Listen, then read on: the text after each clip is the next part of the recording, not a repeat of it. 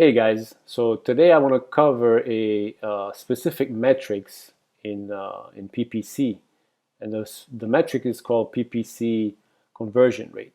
Now, a lot of people think that ACoS is the only metric that really matters when running PPC, but I'm going to show you why that conversion rate is as important, if not more important than ACoS. So to start off, I'm going to show you a campaign that's been running for a long time. Um, it has like really low ACoS, as you can see, at 9.76%, and it has 1,800 orders. It has a bunch of clicks and a lot of sales, right? So in most people's eyes, this is a very good campaign, a well optimized campaign, which it is. But I'm going to show you the importance here of understanding what the conversion rate is, even in a campaign that is doing so well. So first of all, what is PPC conversion rate?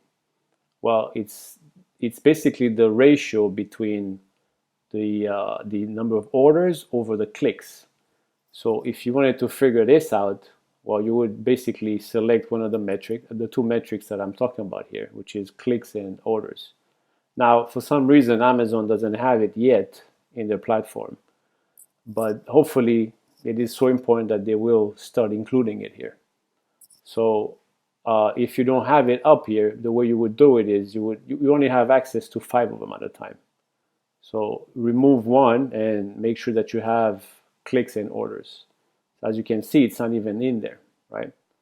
So once you do have it in there, you take the ratio of this. You just divide your number of orders by the number of clicks, and in this case, it turns out to be 12%, which is good but not great. So what I wanted to show you here is because the ACoS is extremely low, and still I'm thinking there's room for improvement in this campaign. So I'm going to show you basically why there is room for improvement and what you could do about it. So to do so, you have to understand what the overall conversion rate of the listing of your specific ASINs is.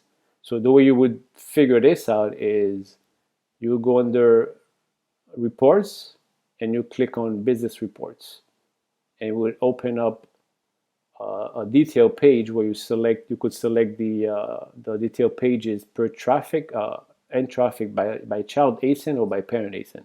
I like using child because I have a lot of variation listings here. So to be more specific, you want to select the actual ASIN if it's part of a parent and child listing.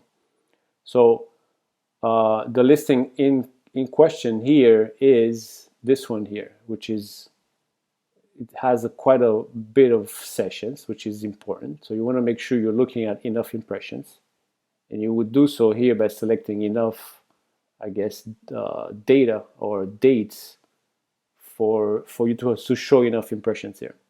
Now the number that's important here is the unit session percentage.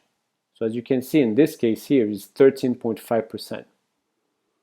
It's okay, but my experience in this category or with this product tells me that it could go up by at a minimum of 5%. So now think of it. By only tweaking a few things in the listing, you're going to increase your conversion rate by 5%. Now let's just think of the implication of just a 5% increase in session percentage. So a 5% increase here would mean that for every 100 sessions, that product would get 5 extra sales, right? So in terms of amount of sessions here, if you multiply this by, let's say, 10, so that gives you an idea on how much more your sales could increase by just doing a few tweaks in your listing.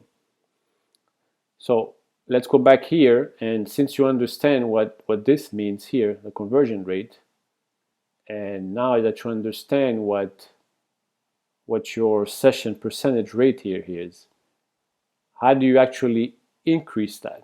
Now, you could look into, first of all, better pictures. You could look into better bullet points. you could look into a better description, right? Those are the three main things that increase conversion rate. Now you want to track that stuff. I like using software like Splitly to make sure that you are making the right decision, right? So, but the key here is to make one change at a time and track it, and then if it works, you track another change, and then against that, and then you keep on doing that until you get an increase in percentage. So the key here is to basically track any change that you make and see how it affects your overall unit percentage. So, but then again, remember, it's one change at a time, and then track it for long enough. Long enough meaning you need enough sessions or enough clicks, and then that would help you make the right decision. So that's it for this video. I hope you found it valuable, and if you have any questions, you could reply to the if it's sent by email to you, could reply the email and ask me a specific question, or if it's in the Facebook group, you can always go in there and then ask a question. I'll go ahead and answer them. So thank you for watching, and I'll talk to you soon. Okay.